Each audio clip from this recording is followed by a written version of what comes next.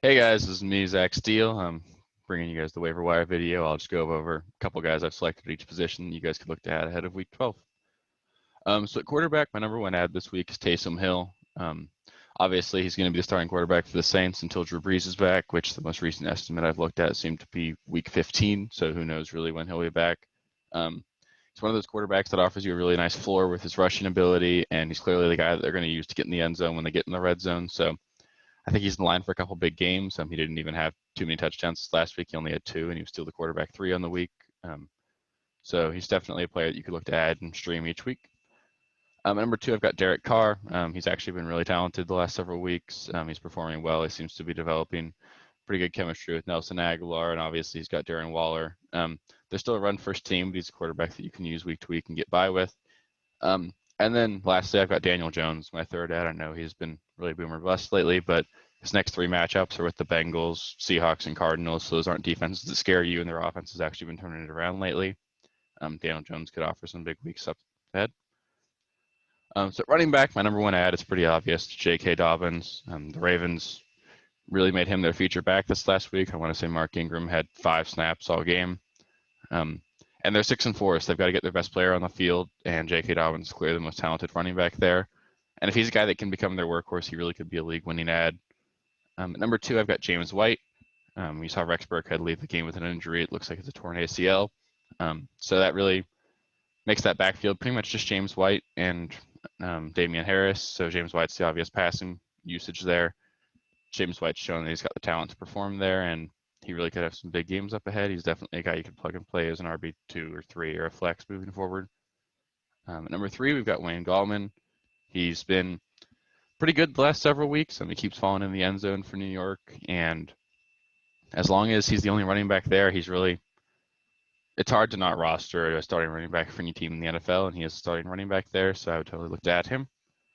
Frank Gore is here at number 4. We saw Michael Pirine leave with an ankle injury that they listed him as doubtful right when he got hurt, so it's clearly something that's likely to linger. So Frank Gore is the only healthy running back there. I know it's not a sexy ad, but he's had at least 10 carries in every game but 2 this season, so he's going to have the volume, and he could easily fall in the end zone for you. Then at 5, I've got Alexander Madison. Obviously, he's not worth anything right now, but every week's another week that Dalvin Cook could get hurt. We know the Vikings use their running backs a ton. They're the centerpiece of that offense. If anything were to happen to Dalvin Cook, Alexander Madison could be a league winner. So at receiver, I touched on him last week, but my number one ad again this week is Michael Pittman. He was still very involved this last week. I want to say he had 3 catches for 66 yards and a touchdown. That offense actually looks pretty good. He's clearly the number 1 there. Michael Pittman could be a great play going forward, and I really like the talent there.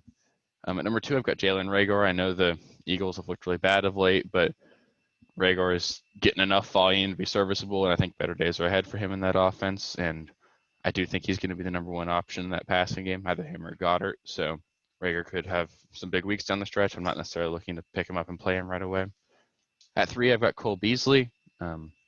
He's coming off of a massive game 2 weeks ago, but he was on bye, so he got dropped in a lot of leagues. His roster only like 50%. He's kind of got a really nice floor. He catches a lot of balls as their slot receiver, and he's shown the ability to have big games. So he's certainly a player I want to roster and use as a bye week fill-in or injury replacement. At number 4, I've got Nelson Aguilar. He's pretty clearly the number 1 receiver for the Las Vegas Raiders right now. He still really can't seem to catch balls that great, but he's getting open very often, and he's getting a lot of opportunities to make plays happen. So he could have a lot more big weeks going forward. At number 5, I've got Allen Lazard. It was his first week back off of a abdominal injury this week, and he looked all right. MVS, obviously, he had a big catch in the game, but he also had the fumble that lost in the game in overtime. So there's not really any trust with MVS there. I think Allen Lazard's going to be the clear-cut number 2 receiver in that offense, and that's somewhere that you can certainly find value with how much they pass the ball. So at tight end, my number 1 ad right now is Jordan Reed. He looked good 2 weeks ago heading into their bye, and if he is truly the number 1 tight end, we know this offense loves to use the tight end a lot, and Jordan Reed's certainly a capable talent, so he could be a guy that you can pick up and use week to week. Dalton Schultz scored a touchdown this week with Andy Dalton looking pretty decent in his return. I expect this offense to get only better as they move forward. I think Dalton Schultz is not a guy that I'm happy to play, but he's certainly startable, and he's going to be touchdown dependent, but he could be used. And Jordan Akins, Texans really got on the ball in space a lot. They like what they can do after the pass, and he had a pretty good week this week. And it's something I'd keep an eye on. I don't think I'm looking to play him right away, but with how thin tight end is, he could have some big weeks. So that's all. If you guys like this video, please be sure to like it, give it a thumbs up, subscribe to my channel if you want more videos like this. Tyler and I will do a trade video tomorrow, and we'll do start sit on Saturday. So thanks for watching, guys.